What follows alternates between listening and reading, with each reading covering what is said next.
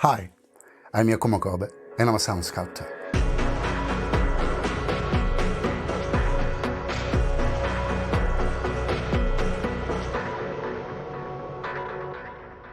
I believe in art as a universal language that shapes human evolution. My mission is to help artists to make the work they create feel more palpable, visceral, and alive. And my art is manifesting emotions through sounds and music.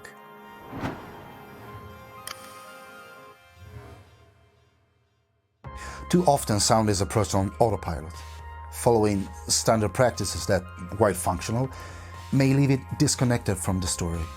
The result is a sound that sits on the film rather than being a direct manifestation of the world depicted by it. But the story isn't just a sequence of events. It's a universe of emotions, symbols, and meanings, all existing in the director's mind. My job is to make that vision more tangible, coherent, and organic. It's not only about entertaining, it's about making the audience feel it.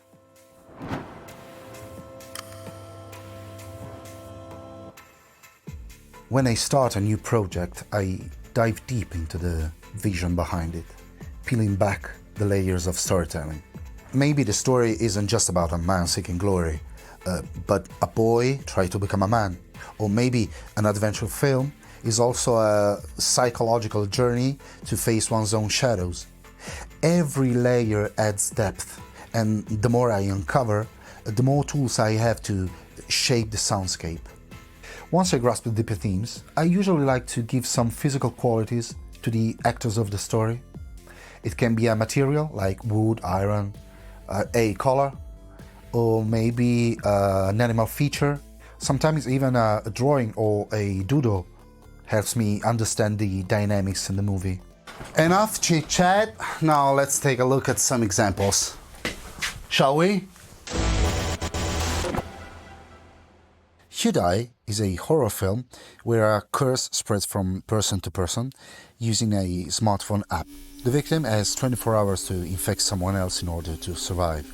During this time, some undeads begin to appear, tormenting the cursed until they meet their end when the time runs out.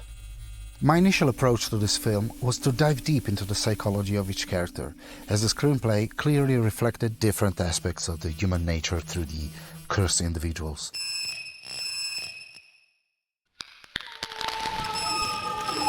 After discussing with the directors, we decided to shape a sonic palette that resonated with this damn world these characters are thrown into. I chose to explore the concept of digital curse becoming greedy and real. Researching curses in various cultural folklores, I was drawn to the Draugr. Sorry if I mispronounced that. This led me to study Nordic musical traditions, uncovering intriguing sounds from instruments like the nyckelharpa and the hardanger fiddle.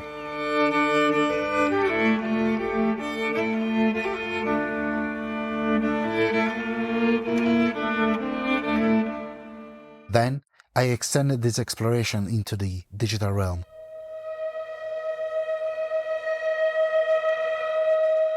Experimenting with an induction microphone and studying glitches and digital artifacts to process sounds.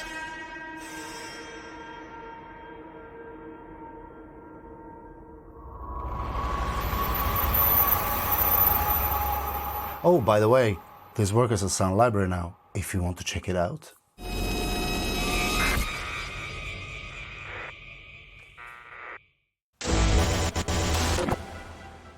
Baby Doll was born more or less like a playful experiment. The idea was to spend a week together in the mountains during COVID and shoot a low-key film with a rough outline instead of a full script.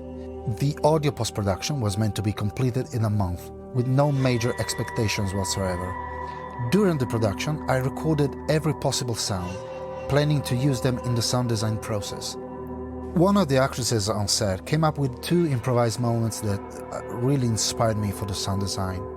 One was an entire story whispered during a scene, and that became the voice of the doll.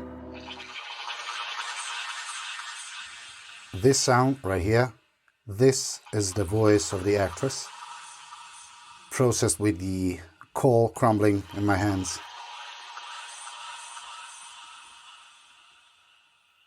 fantastic. The other moment was a litany for the other actresses to chant on in a scene, and that became a track for the movie. This is the litany the actress came up with, and here is the music with the pad and the strings.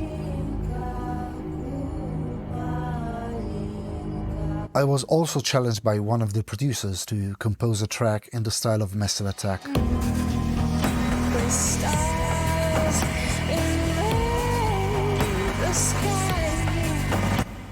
Then, to create an uninterrupted experience, I took the same effects chains, the ones with the mud, wood, coal and rain, all recorded on set, and used them on the sound design elements, the one crafted for the malevolent entities and tension-building moments, as well as on the musical performances on my electric bass and on Infirmary, my custom-built resonator guitar.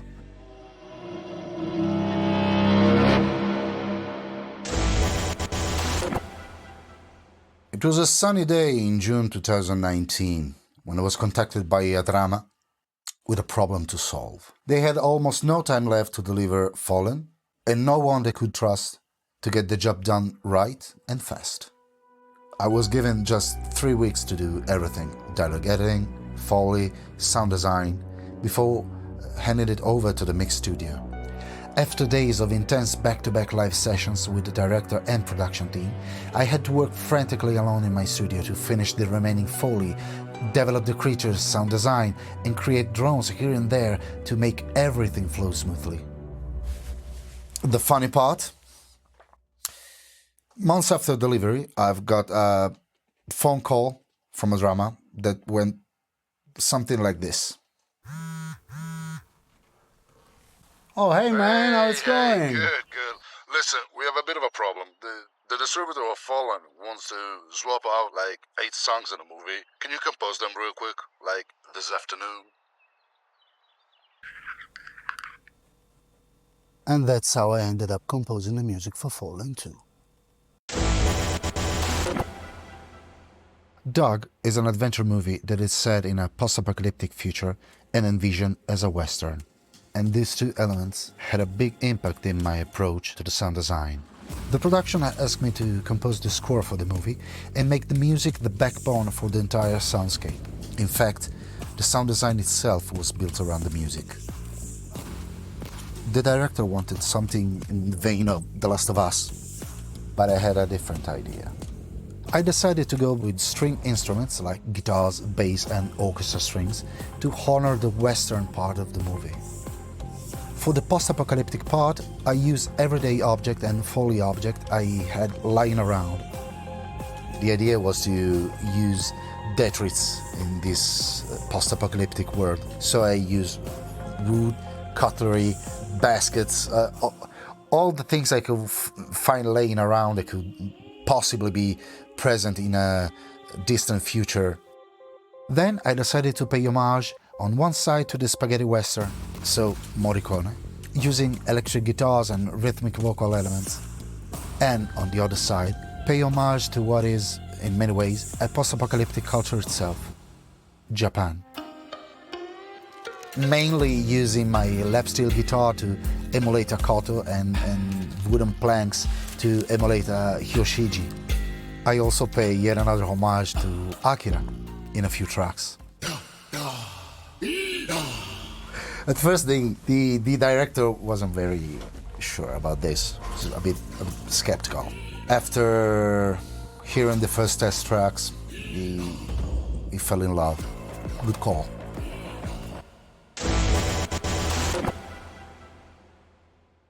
Hands of Hell is a horror slasher movie. I have no idea why everyone keeps hiring me for horror movies. In this slasher movie, 2 serial killers have their twisted fun torturing a group of unlucky students. I was brought on just for dialogue editing, Foley and sound design for the gore-heavy scenes. I asked the director if I could have some fun with extra diegetic sound design, adding drones, whooshes, booms, tension-building sounds, stuff like that, and she loved it.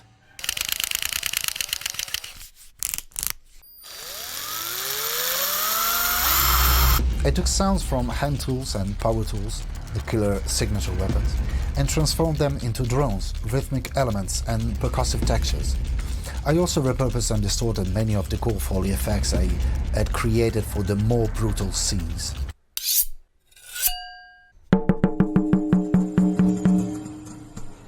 Finally, with a bit of mixing magic, I wove everything together: original composition, stock music, and my soundscapes, all into one seamless, visceral experience. If my approach resonated with you, or you believe I could bring something to your next project, reach me on YouTube, or Instagram, or Facebook, or LinkedIn, or my website. And remember, there's no noise, only sounds in the wrong context.